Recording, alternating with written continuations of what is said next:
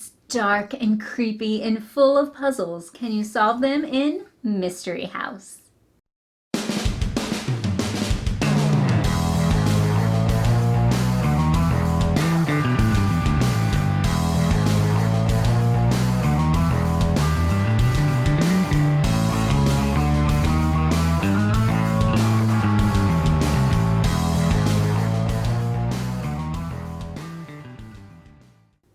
Thank you for joining us at Tantrum House Studio D. I'm Melissa Delp. And I'm Kevin Delp. Mystery House Adventures in a Box is a co-op game published by Cranio Creations. Each adventure takes 1 to 2 hours to play. The base game comes with 2 adventures, Family Portrait and Lord of the Labyrinth. And they sent us this copy to review.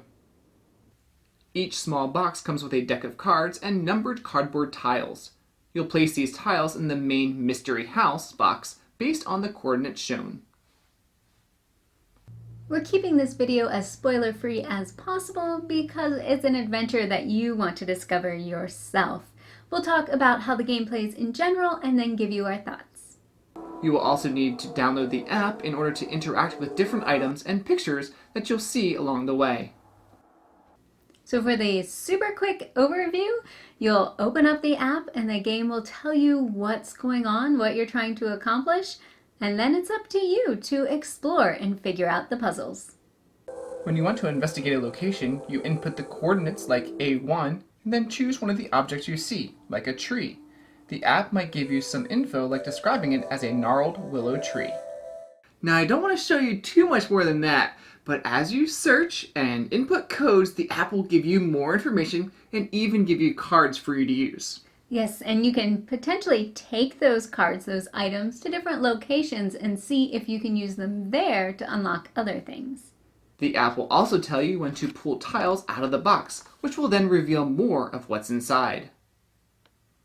There will be a few puzzles for you to solve in the adventures, math, logic, and even lore. There's definitely one where having some background knowledge of specific ancient lore would really help you solve the puzzle faster. Now, we actually use small flashlights in our games to look inside the dark box. We tried using our phones, but the flashlights on the phones were just like a little too bulky, and even the lights weren't good enough. I wish there was something better because there was a few times when you shined your flashlights in, there was like a glare on the tiles and you couldn't see them that clearly. Something really cool would be if they had LED lights in the box. Oh, yeah. And you click a button and maybe it lights a certain area. That would be cool. But expensive and probably not practical. We've played both of the adventures in the base game. The Lord of the Labyrinth is labeled with a difficulty of 3 out of 5, and the Family Portrait as 4 out of 5. We played Lord of the Labyrinth first, and it seemed a more difficult game to us. It took us about 2 hours of game time. Now, we did have some trouble and got some time penalties because we were inputting the wrong stuff. Yeah, guessing codes. Oops. So even though Family Portrait is labeled as more difficult, it felt easier to us. It took us about an hour and a half in game time, so we never hit the hour mark for either of them. They were kind of difficult. But this one did feel a little easier. The puzzles maybe weren't as difficult, but part of the reason may be because we played that one second, and we were already familiar with the game system. The box construction threw me off a little bit when I opened it up. I was expecting a firm cardboard outside, but the game itself is the frame, so I understood why the outside is more like a sleeve.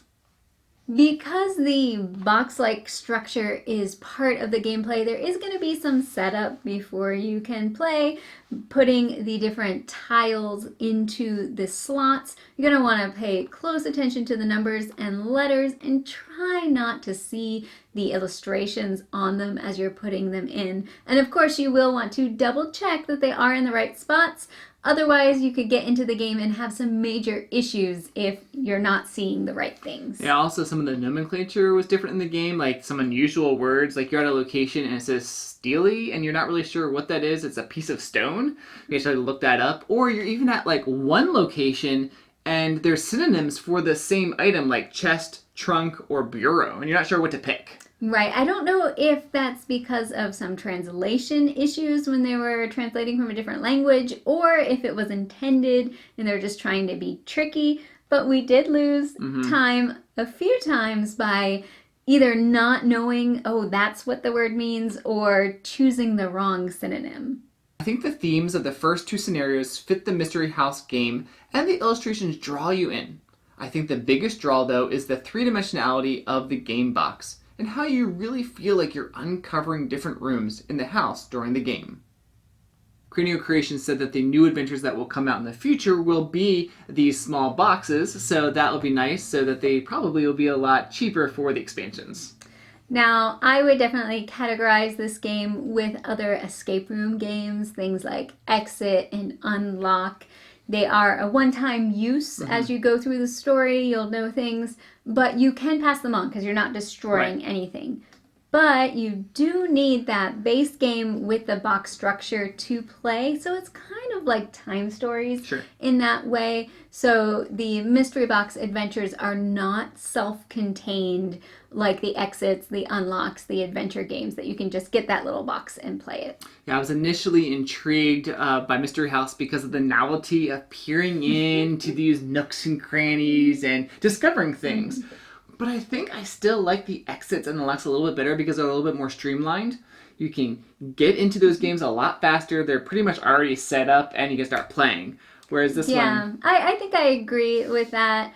The app is kind of interesting, but having to pick from that list of what you see, I don't know if I like that as much as the mechanics in some of the other games. Right, so if you get a chance to play Mystery House, totally recommend it. If you like mystery games, if you like the adventure games, the any kind of escape type game, totally recommend Mystery House from Cranio Creations coming out soon. And we would love for you to subscribe to Tantrum House.